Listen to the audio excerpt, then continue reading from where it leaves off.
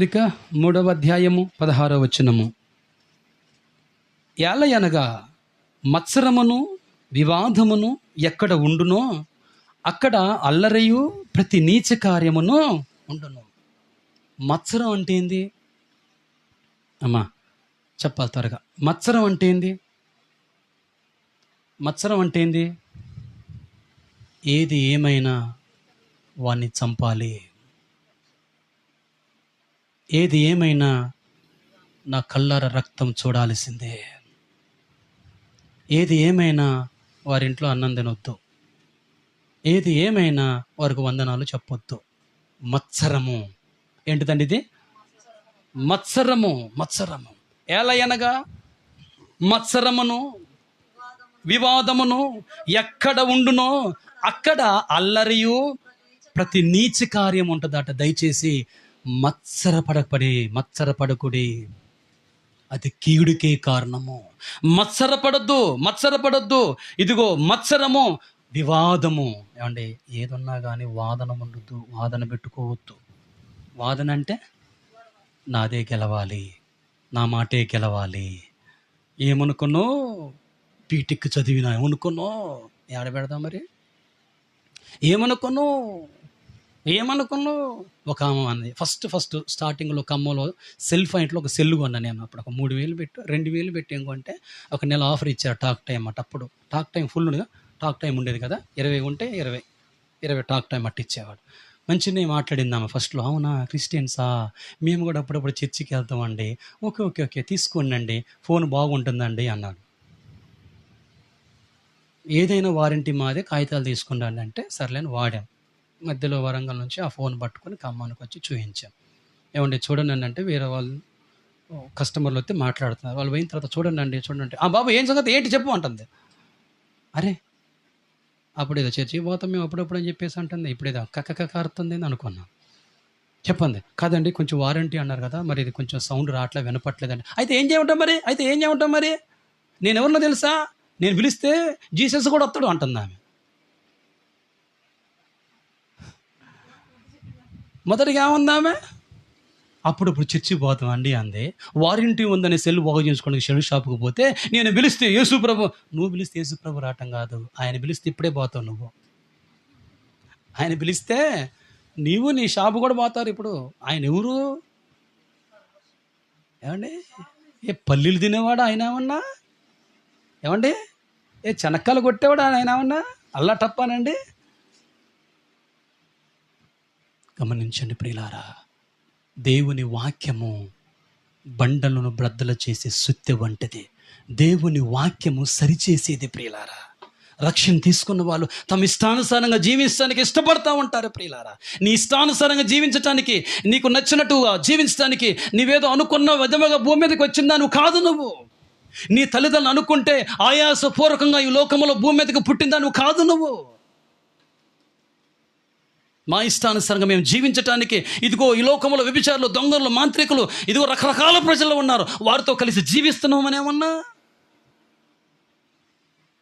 మనకంటూ దేవుడు ఏమిచ్చాడు తెలుసా ప్రియులారా? ఒక కట్టడిచ్చాడు, ఒక నియమ నిబంధన ఇచ్చాడు మనకి.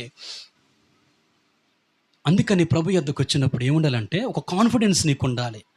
నీకంటూ ఒక కాన్ఫిడెన్స్ లేకపోతే నువ్వు దేవుని కోసం ఏది అంటే ఏది చేయలేవు. నువ్వు అంతే.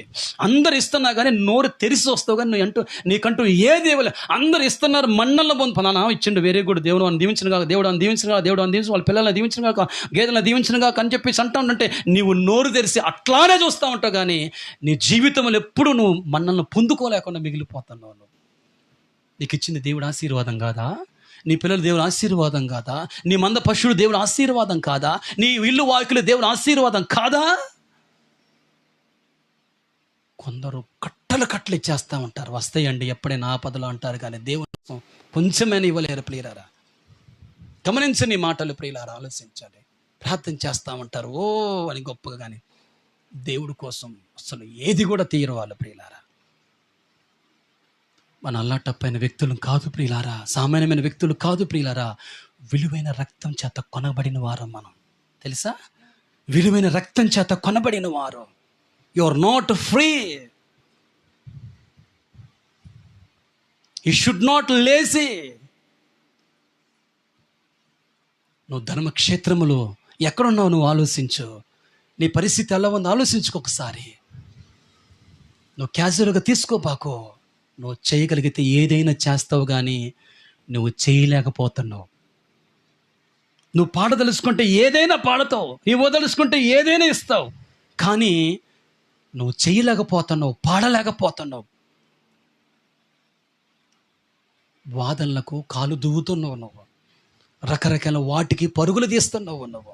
ఇక్కడ దేవుని వాక్యం ఏముంటుందంటే, ఎక్కడ మత్సర ఉంటుందో, ఎక్కడ కలహం ఉంటుందో అక్కడ అల్లరి, ప్రతి నీచ కార్యం ఉంటుందట. ప్రతి నీచ కార్యం ఉంటుందట ప్రియులారా. అర్థం చేసుకునే మాటలు, మనుషుల మనసుల్లో సైతాను కలిగిస్తున్న అజ్ఞానం ఇది ప్రియులారా. అజ్ఞానం ఎక్కడ ఉంటుందో అల్లరి అక్కడే ఉంటుంది ప్రియులారా. అల్లరి పాలైతే జీవితం ప్రియులారా. అజ్ఞానంగా జీవించబాకండి ప్రియులారా. తీవ్రమైన అసూయ, కలహభావం మీ హృదయంలో ఉంటే అతిశయంగా మాట్లాడకండి.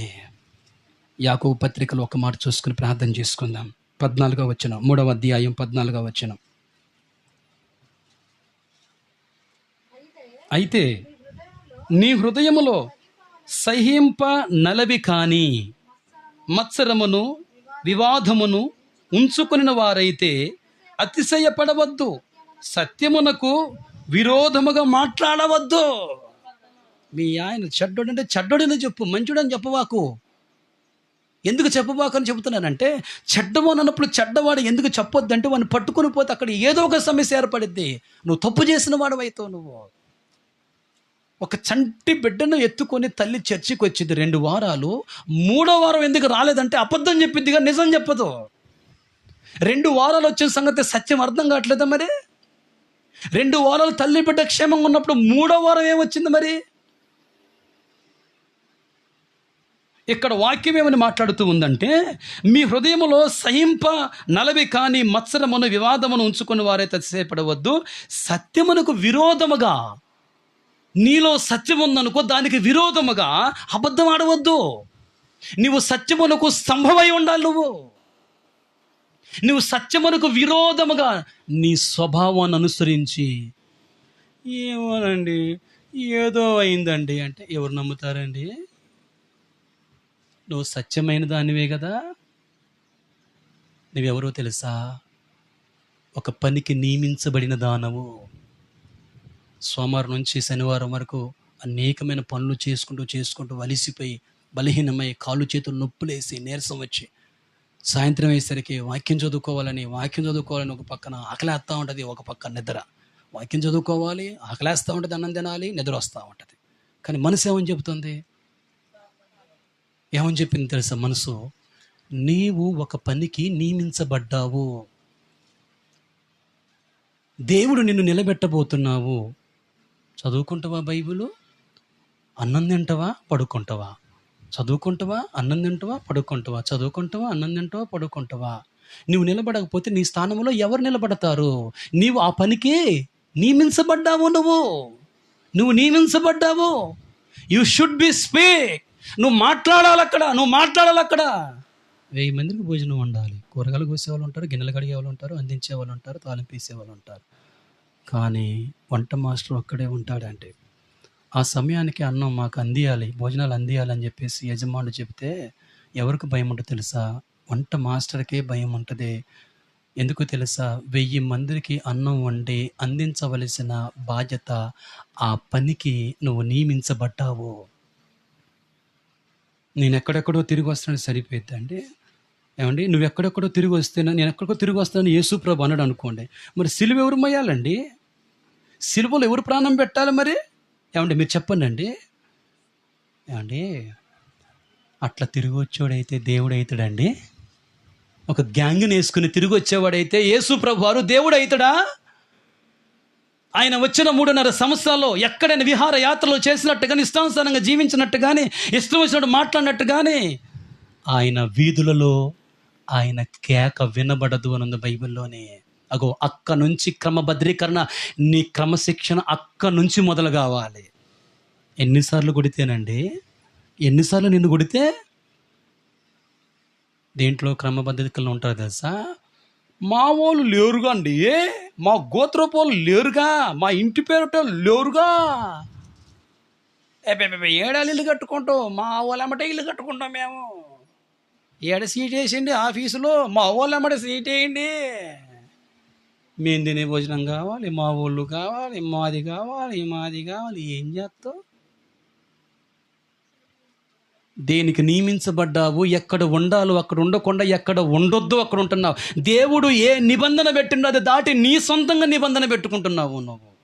దేవుడు పెట్టింది దాటేసి మరొకటి చేస్తే అది భక్తి అయిద్దా అండ్ అయిద్దండి? నేను ఒక మాట చెప్తా వినండి. బొట్టు పెట్టుకున్నోడికి భక్తి అంటే తెలిసిద్దండి? కొబ్బరికాయ కొట్టేవాడికి కొట్టినంత మాత్రం భక్తి అని తెలిసిద్దండి? అంటే తెలిసిద్దండి? భక్తి అంటే ఏంటండి? ఒక దొంగ కోసం ప్రార్థన చేయమను, ఒక వ్యభిచారం కోసం ప్రార్థన చేయమను, ఒక దేశం కోసం కన్నీరు విడిచి ప్రార్థన చేయమను, ఒక నిష్కపటమైన పెదవులతో ఉండమను, ఒక నిర్దోషమైన చేతులు కలిగి ఉండమను. ఈ ప్రార్థన చేస్తాడు, అక్కడికి వెళితే ఏదో చేసి జంపులు వేసుకొని ఏదో ఓటు పెట్టుకుని గుబురగా పెట్టుకుని ఇంటి కొత్త బట్టలు వేసుకుని వస్తాడు అంతే. ఇంకేమైనా ఉంటుందండి అమ్మా? మరి భక్తి అంటే ఏందమ్మా? ఏంది? 100 మందికి సరిపోయిన చికెన్తో అన్నం పెడితే భక్తా ఏమ్మా? చెప్పండి. మంచి పేరు వచ్చిందండి, మంచి పేరు వచ్చిందండి, నాకు రాపోయిన ఏం కాదండి, నేను ఎవడికి చికెన్తో పెట్టనండి, నాకు రావడం అవసరంలే, నా ఇంటికి ఇప్పుడు రాకపోయిన అవసరంలే, నా ఇంట్లో శుభకార్యం జరగకపోయిన అవసరంలే. దేవుడికి ఇష్టమైంది ఇస్తే చాలంతే. దేవునికి స్తోత్రం. గమనించండి ప్రియులారా, అరకొరగా చేయబాకండి. అరకొర భక్తి దేనికి పనికి రాదు. అరకొర భక్తి దేనికి? అది ఎప్పుడు ఓట ప్రవహిస్తూనే ఉండాలి. ఆయన అక్రమకారులు ఒకనగా ఎంచబడ్డాడు కానీ ఆయన మాత్రం అక్రమకారుడు కానే కాదండి. 5వ అధ్యాయం యోబు గ్రంథం 2వ వచనం చదవండి. యోబు గ్రంథం 5వ అధ్యాయం 2వ వచనం. కీర్తన గ్రంథం పక్కనే ఉంటుందండి, దయచేసి చూడండి.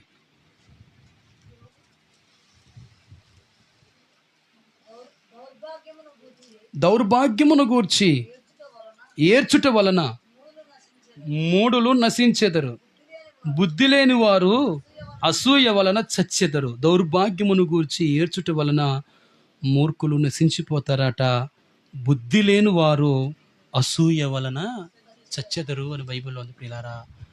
అసూయ వద్దు, మత్సరం వద్దు, కలహం వద్దు ప్రియులారా.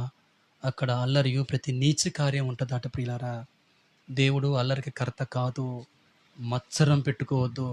కయ్యూను మత్సరముతో ఉన్నాడు, తమ్ముడైన హేబేలును చంపాడంతే, అంతకంటే ఏం మిగలదు ప్రియులారా.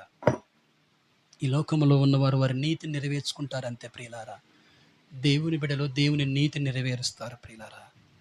దేవుని నీతిని నెరవేర్చాలి. మన పట్ల దేవుడు ఎన్నో నెరవేర్చుకోవాలనుకుంటా ఉంటాడు. మనం సరిగ్గా ఉన్నప్పుడు ఆయన అనుకుని అన్నీ మన పట్ల నెరవేర్చబడతాయి. జరగవలసినవి జరగకుండా, నెరవేర్చవలసినవి నెరవేర్చకుండా ఒకటే చూస్తాం. సంవత్సరంకి ఒకసారి వచ్చేసరికి ఏమైంది వాగ్దానం, దేవుడు ఇచ్చిండుగా జనవరి 1కి, ఏమైంది వాగ్దానం, నేను తీసుకున్న, కొడుకు తీసుకున్న, మనవడు తీసుకున్న, మనవరాలు తీసుకుని ఇంటి పక్కన కొంతమంది ఇంటి పక్కన కూడా తీసిపోతారు. ఒకటే ప్రార్థన చేసుకోవాలి, ప్రభా మీరు నియమించిన నిబంధన దాటి మేము ఒక నిబంధన పెట్టుకున్నాం, అది సరైనది కాదు ప్రభా. మా బుద్ధిని, మా స్వభావాన్ని మార్చండి ప్రభా, మార్చండి ప్రభా. ఒక బలమైన పట్టణమును వశపరచుకున్నట కంటే ఒకని చేత నొచ్చబడిన సహోదరుడు వివాదంతో నింపబడిన వాడిని వశపరచుకోవటం బహు కష్టం ప్రియులారా. ప్రతి నీచ కార్యం దగ్గర అల్లరికారం ఉండబాకండి ప్రియులారా. వాడు మారితే వారే మారుతారు, వారి కాడ కూర్చుని అల్లరి సృష్టించబాకండి. వాడే ప్రభు కొరకు మార్చబడతాడంతే. మారితే మారుతాడు, లేకపోతే పోతాడంతే. చేసేదేమీ లేదు ప్రియులారా. కనుక దేవుని సన్నిధిలో సరైన భక్తి చేద్దాం. ఒట్టొట్టి భక్తి చేయొద్దు, దేవుని నమ్మించి మోసం చేయొద్దు, దేవుని కొరకు యథార్థంగా జీవించుదాం. అట్టి కృప ప్రభు మనకు అనుగ్రహించును గాక. ఆమేన్. ప్రార్థన చేసుకుందాం.